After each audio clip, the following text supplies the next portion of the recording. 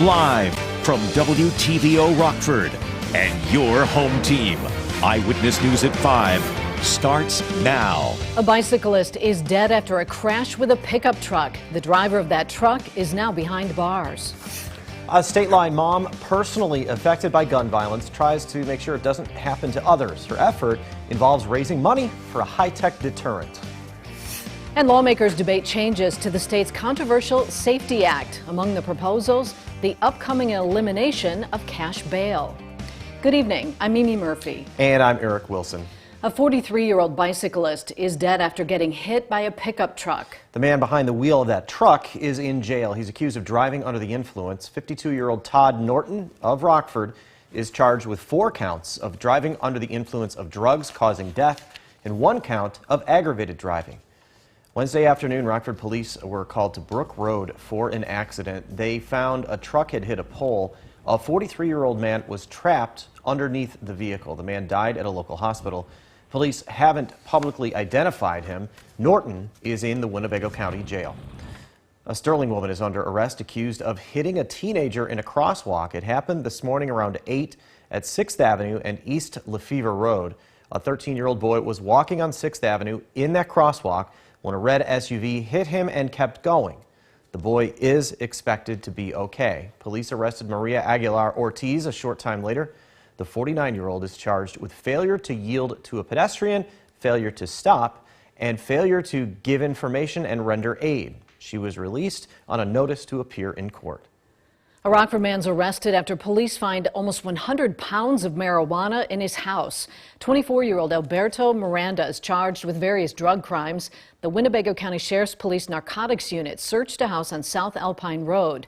During the search, police say they found 93 pounds of cannabis, 30 grams of cocaine, and 10 grams of fentanyl. Miranda is being held in the Winnebago County Jail.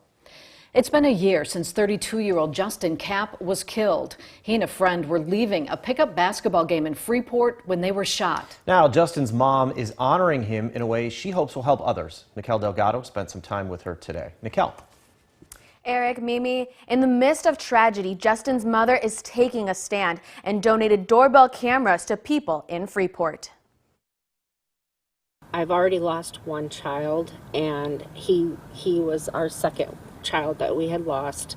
I wouldn't be doing this if Justin hadn't passed away. Robbie Kapp wanted to do something after the death of her son Justin. 1 year later, and she was able to raise nearly $2,000. The Kapp family bought 41 surveillance cameras to hand out to people in Freeport in hopes to stop the crime. Justin's aunt believes to make a difference, you need the help of the community. Police officers, they can't do it all. Our community, they need to step up. They need to help. I mean, people have to be able to walk out of their house and not worry, you know, is somebody going to drive by and shoot me? 18 of the cameras went to the Freeport Police Department to distribute. They were gone within hours. And the more eyes that we can get out on the street is very beneficial to us. Whether it's, you know, human eyes or eyes from a camera that we can go back and look at later. Freeport Police Chief Matthew Summers says initiatives like this will only help the community. What the police department needs is partners and people that will come forward that want to see change and address change. While Robbie says she doesn't want another parent or grandparent to go through what she did. It just needs to stop. And by doing this every year until my goal is met, 1 camera on every street. The Kapp family encourages others to donate or buy a surveillance camera and drop it off at the Freeport Police Department. For more information on how you can donate, find the story at mystateline.com. Mimi? All right, thanks, Nikel. Several changes to Illinois' controversial Safety Act law cleared the Illinois Senate today. Eyewitness News is keeping you connected to the Capitol. The vote was 38 in favor, 17 against. The bill now heads to the House. The 300-page amendment is designed to clarify the law, especially the part about moving to a cashless bail system. The Senate Democratic Caucus says any person charged on or after January 1st will have their pretrial release determined under the new system. Anyone charged prior to that will remain under the current bail system, but they can try to have their case heard under the new rules. Illinois on January 1, 2023 will make history, civil rights history, one that all of us can look back at with pride. It's a slap in the face to every voter. It's a slap in the face to every business owner. It's a slap in the face to every police officer. It's a slap in the face even to our state's attorneys, who obviously don't have a voice here. The measure also details judges can issue warrants and summons, and anyone who poses a threat to the community or someone else, including trespassers, can be arrested.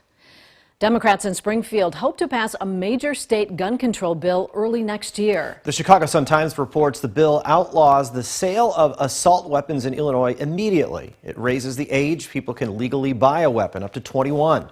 The proposal has been in the works since the July 4th deadly attack during the Highland Park parade. 7 people were killed, nearly 50 others were hurt. The bill also prevents the sale of ammunition magazines holding more than 10 rounds. Lawmakers hope to hold public hearings this month and put the proposal up for a vote in the lame duck session in January. Christmas for Kids launches its holiday donation drive. Coming up, the goal is to take as many Harlem students as possible shopping. And temperatures this afternoon made it into the mid-30s after a cold start this morning. We dropped down into the teens. Won't be quite as cold tonight, but it will feel like it with that wind. We'll talk about the wind going into the weekend, all in your most trusted forecast a little later. You're watching Eyewitness News, your home team with Eric Wilson, Mimi Murphy, Scott Leber, and Chief Meteorologist Candace King. A long-running fundraiser is back this year. For one day this weekend, Rascal's Bar and Grill opens its doors in the name of charity. Money raised goes toward giving children a better Christmas. Amory Wilder talked with organizers. Amory, this program's really grown quickly. That's right, Eric and Mimi. Christmas for Kids has been helping local children for over a decade. Their first year, they raised enough to take 60 kids shopping. Now organizers have expanded their reach to hundreds. To be able to see the light on their face when they're able to pick different stuff out, it's awesome. Like that's what it's all about. Rascal's Bar and Grill is a place for entertainment most days, but weeks before Christmas, it turns into a place of giving. Owner Michael Sterling has embraced being home to the Christmas for Kids fundraiser. It's something that you can easily get behind, and the feelings that they give us is amazing. This is where the rubber meets the road and you're actually able to see some good in the community. Luke Meyer started the fundraising event 14 years ago. He says the money goes to students in the Harlem School District. Walmart's one of our major sponsors.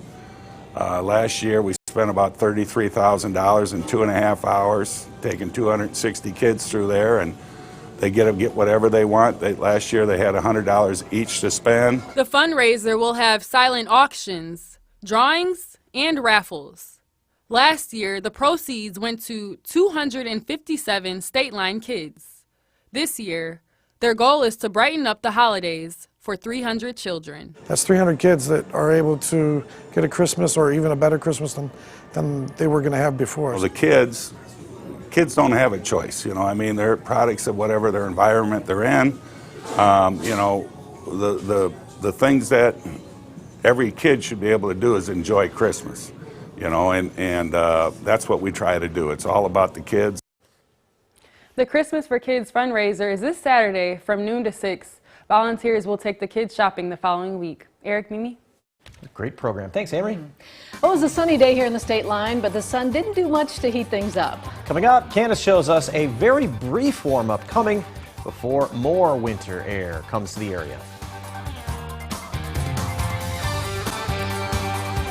Now, your first warned weather forecast from Chief Meteorologist Candace King. Well, good evening. Welcome back. It is good to be with you out here at the Festival of Lights at Sinisippi Park. I will say the lights have turned on, about 20-25 minutes or so ago, and there has been a pretty steady stream of folks coming in and taking in some of the holiday festive scenes out here. Of course, this runs from 5 until 11 o'clock Thursday, Friday, Saturday, and Sunday. today. This will be for the next 3 weeks. The week of Christmas, it is Monday through Friday from 5 to 11. Christmas Eve and Christmas Day, the lights will be on 24 hours. So come on out, take in some of the light cheer. It's beautiful. Now next week, we will be out here again. We will be here every Thursday. But starting next week, we want to wish you, along with Comfort First Insulation, a very happy holiday. So the first 100 cars to come through will get themselves a beautiful Eyewitness News ornament. So that begins next week here. Heading out this evening, and you can see some of those cars coming through already here tonight. It is a good night to stay indoors because, well, it's a little chilly out here. I can tell you that from experience.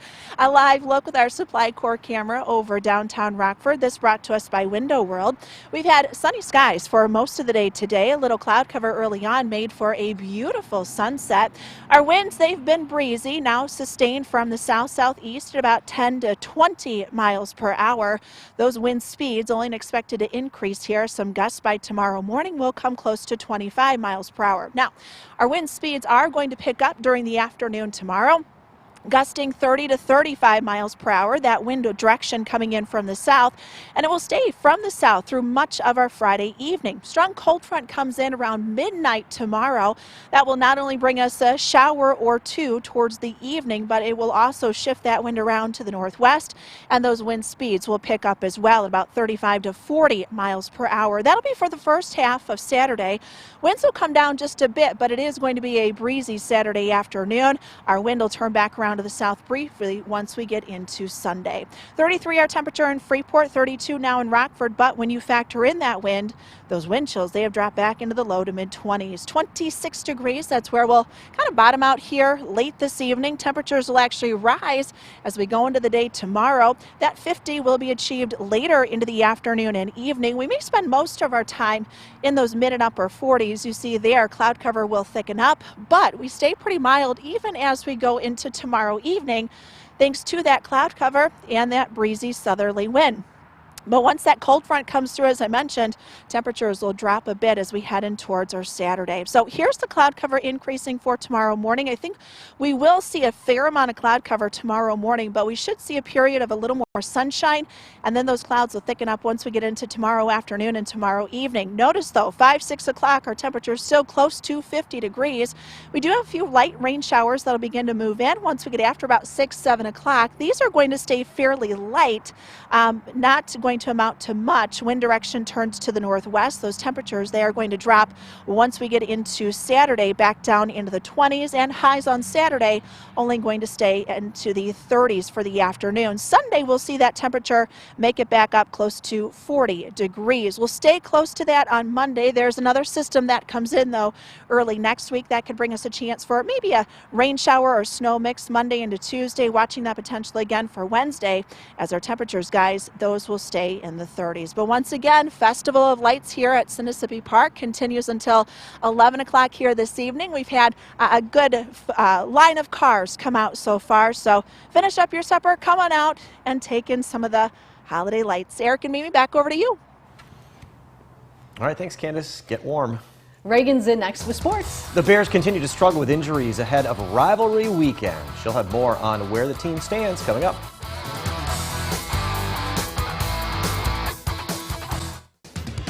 Now sports with Reagan Holgate. The Bears have lost 5 games in a row, and now they aren't just losing games, but they're losing players. On today's injury report, rookies Jaquan Brisker and Kyler Gordon are still in concussion protocol through the remainder of the day. Larry Borum and Dante Pettis also did not practice today. Trevor Siemian sat out with an oblique injury that he sustained pregame against the Jets.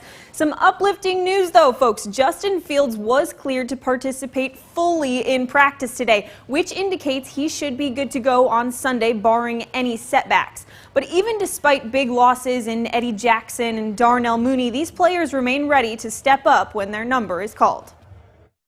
Yeah, no, it's tough. I mean, you're losing key guys, leaders in the locker room. So, like I said, guys got to step up and kind of fill those roles and be able to set that standard at practice. A win would be huge, you know what I'm saying, especially given how hard these guys work. We are shorthanded.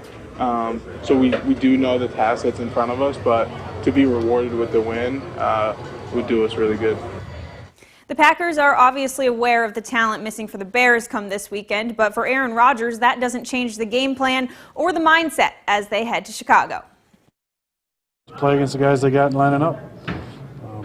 Played against a lot of great players over the years in Chicago, and not sad to see a lot of those guys go, for sure. Starting with Urlacher and Briggs and Peanut and all those guys that they had for so many years. Julius, nice to get him back over on the good side. But I've enjoyed the battles over the years. It's been a special rivalry, one you look forward to all the time. When the season comes out, you always look at the bye week, and then when we're playing in Chicago. Team USA has its toughest stretch ahead as they prepare for the Netherlands in the round of 16 on Saturday. Questions of this match circle around Captain America, Christian Pulisic, and the status of his injury. He remains day-to-day, but take a listen to what he told media earlier today. No, standing here, I'm okay. I'm not feeling pain. It's in a lot of movements. It caused a lot of pain in sort of my abdomen and just in subtle movements. But I'm gonna, like I said, work hard to make sure that I'll be 100%, come game time. That's sports. We'll be right back. Candace will have another look at the forecast in just a moment. First, Dan Abrams and Ashley Banfield have a News Nation preview. Tonight on Dan Abrams Live. Democrats select a congressman as minority leader who repeatedly called Trump's 2016 win illegitimate. For a party so focused on election integrity, is that really the right choice? Now here's Ashley with a look at Banfield. Tonight on Banfield, bombshell discovery in Idaho. The father of one of the victims says his daughter died right beside her best friend in the very same room, and also says she told him she had a stalker. But police say that lead has gone cold. Does this change the profile of the killer? Tonight on Banfield. That's all later on the cable and satellite stations you see here. You can also head to newsnation.com. Well, it is a chilly night, not quite as cold as what we woke up to this morning, but wind chills tomorrow morning will drop down into the teens. Of course, we are live out here at the Festival of Lights. Now, remember, this is free to the public, so there is a donation kind of box towards the end of the route. So make sure you chip in so we can continue this beautiful tradition for years to come. Heading out tonight, it is going to be a cold one, mostly clear skies. Temperatures tonight will drop down into the mid-20s. We're into the 50s, low 50s late tomorrow afternoon. Still a lot of wind, a few rain showers tomorrow evening. Colder and windy for Saturday. All right, thanks, Candace. And thank you for spending some of your time with us. Stay safe.